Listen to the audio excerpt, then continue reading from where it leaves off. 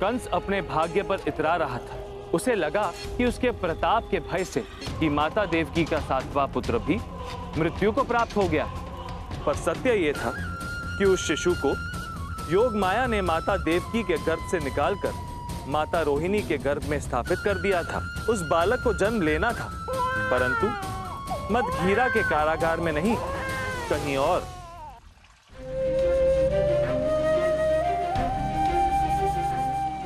कष्ट, मोह, पीड़ा, दंभ, ये केवल मनुष्य के मन की उपज है देवी।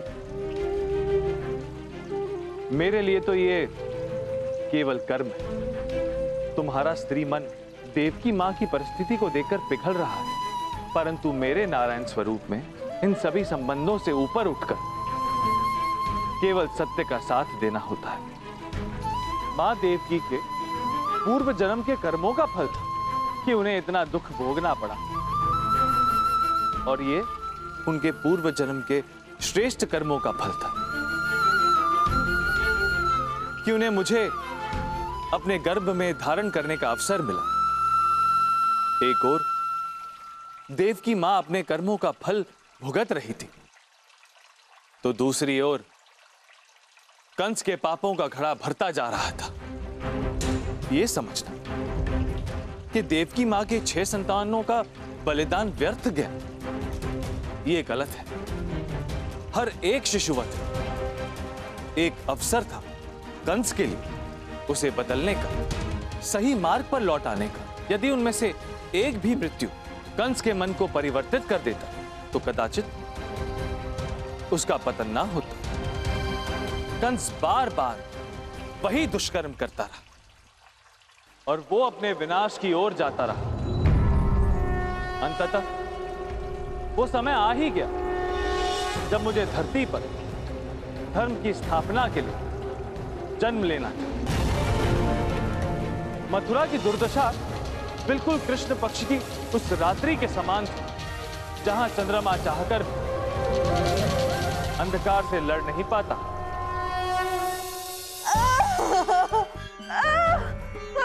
धैर्य रखो देवकी।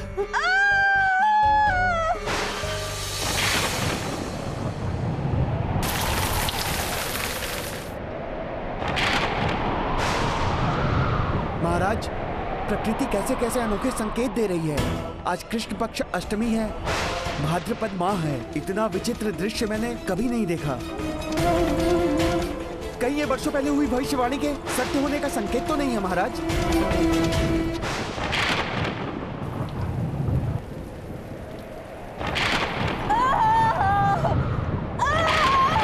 धैर्य रखो, साहस से काम लो।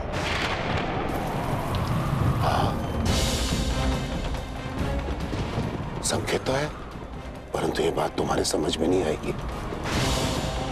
ये जो संकेत है ना, ये देवताओं के विलाप का है, क्योंकि महाराज कंस उनकी वंशा को कभी पूर्ण नहीं होने देंगे। इसमें विलाप कर रहे हैं, उनके अश्रु धरा को भिगो रहे हैं, उनका करांदन धामनी बन के कड़क रहा है। देखो देखो,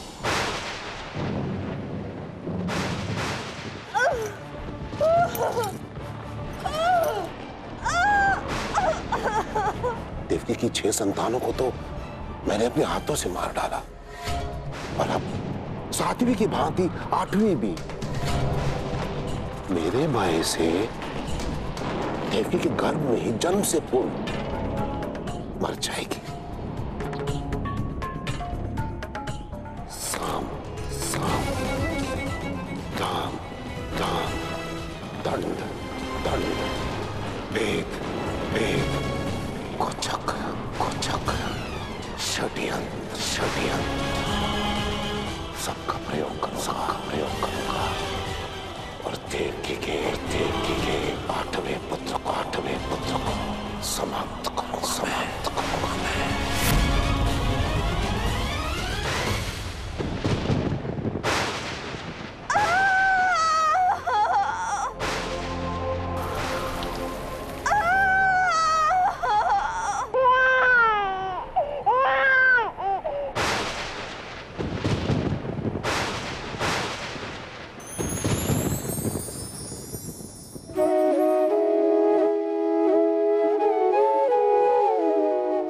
देखो देवकी,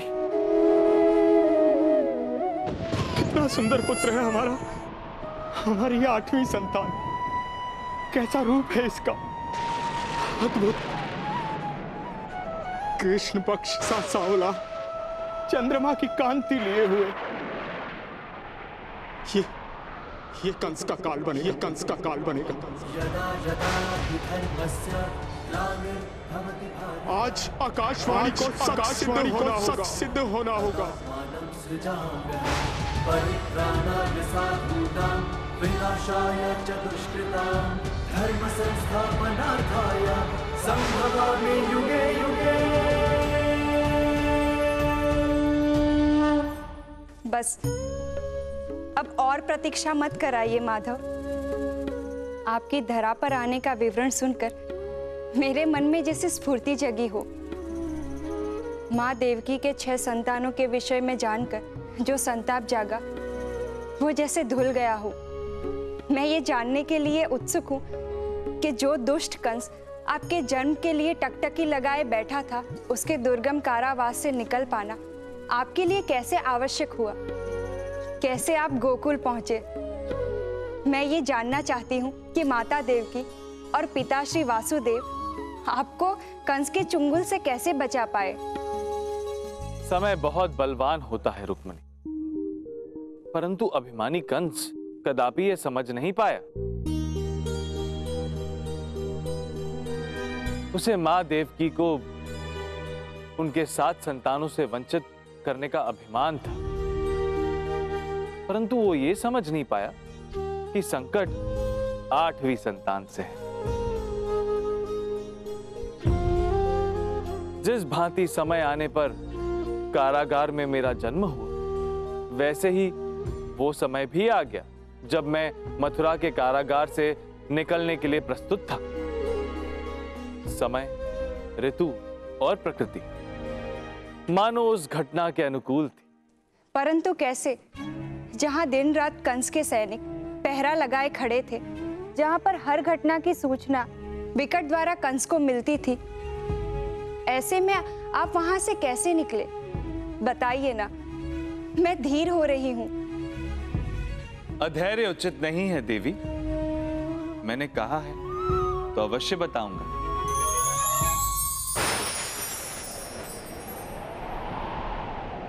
हे ईश्वर,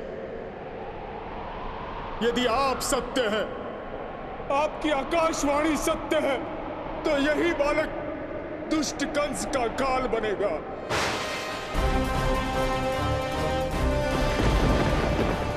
आप इसे संसार में लाए हैं, तो आपने दुराचारी कंस की परछाई से बचाने के लिए अवश्य ही कोई मार्ग सोचा होगा। हे ईश्वर, संकेत दीजिए, मार्ग दिखाएं प्रभु, ताकि कंस का काल समझा जाने वाला ये बालक आने वाला कल देख पाए।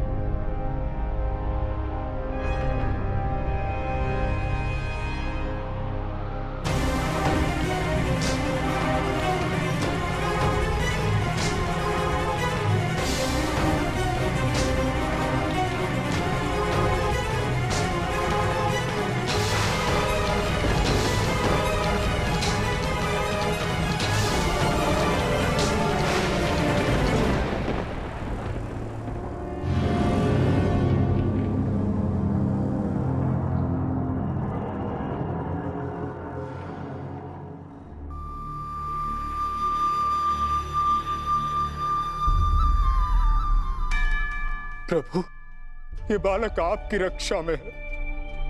मेरी संतान के उस दुराचारी कंस से रक्षा कीजिए प्रभु।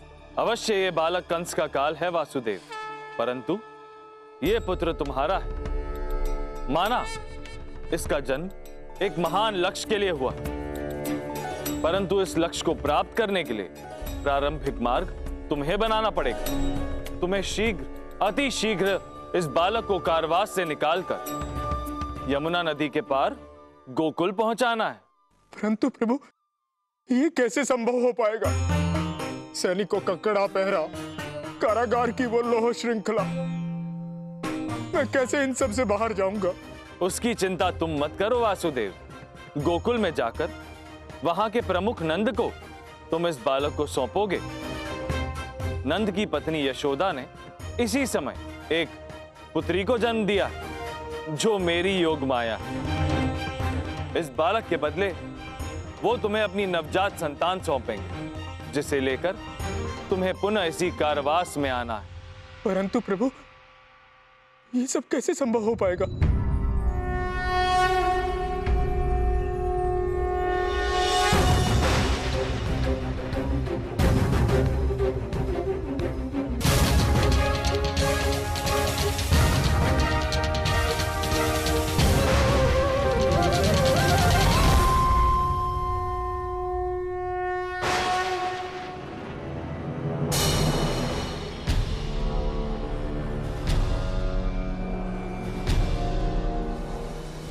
ये बालक अवश्य ही दिव्य है। वातावरण इस बालक के आगमन पर प्रसन्न है। पक्षियों का ये कलरव जैसे इसका स्वागत कर रहा है। पूरे कारागार में ये अद्भुत प्रकाश छाया है। ये सब इस बालक की ओर संकेत कर रहे हैं।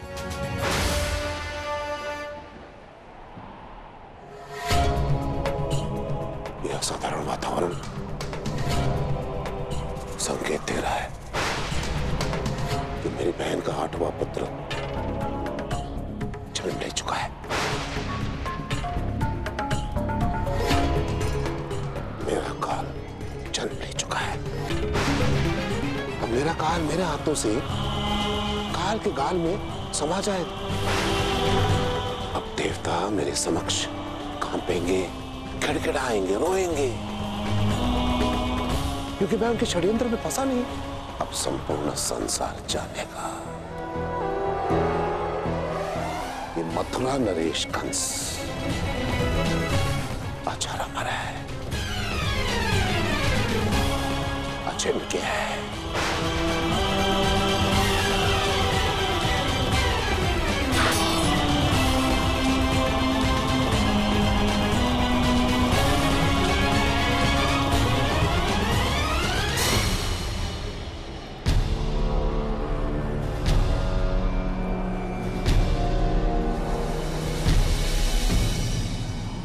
ईश्वर ने स्वयं साक्षात प्रकट होकर मुझे इस बालक को गोकुल ले जाने का आदेश दिया। ये मेरा स्वप्न तो नहीं। ईश्वर ने कहा कि मैं स्वयं तुम्हें मार्ग दिखलाऊंगा। परंतु ये कैसे संभव होगा? मेरे हाथ पांव में तो बेड़ियां बंधी हुई हैं। मैं इस बालक को कैसे गोकुल ले जाऊंगा?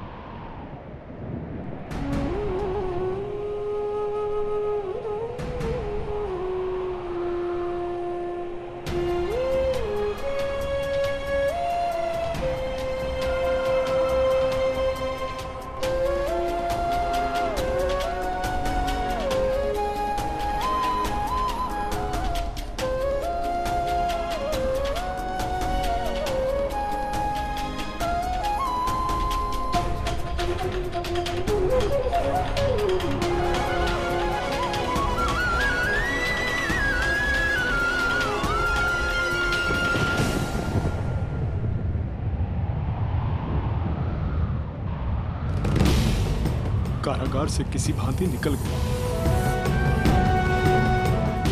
परंतु यमुना के इस रुद्र रूप का सामना कैसे करूंगा?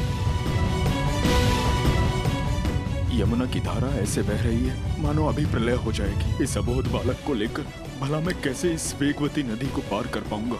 सहायता करो ईश्वर, पथ प्रदर्शन कीजिए प्रभु।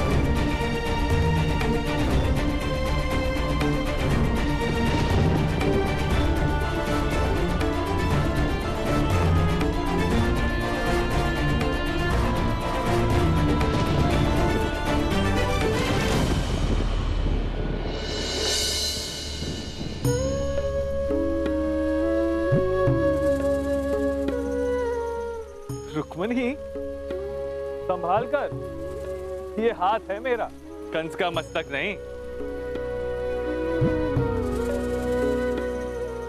परंतु तुम्हारे कोमल हाथ इतने कठोर हो सकते हैं, ये मैंने स्वप्न में भी नहीं सोचा था। कठोरता तो आपने दिखाई है माधव। पहले ही क्या कम विपदाएं उठाई थी स्वसुश्री ने, जो आपने उन्हें गोकुल में ले जाने का कार्य सौंप दिया, वो भी उस काली रात्रि में। और यमुना देवी, वो क्यों इतनी उग्र बन गई थी? उन्हें तो इस स्थिति में स्वसुश्री की सहायता करनी चाहिए थी, परंतु वो उनके रास्ते की बाधा बन गई। आखिर ऐसा क्या बैर था उनके साथ? किसने कहा कि देवी यमुना पिताश्री से बैर कर रही थी? उन्हें तो स्नेह था मुझसे। उन्हें मेरा मुख देखने की और मेरा स्पर्श करने की व्याग्रता थी, और इसी सरल स्वभाव को पिताश्री भी तुम्हारी तरह उग्रता समझ बैठे।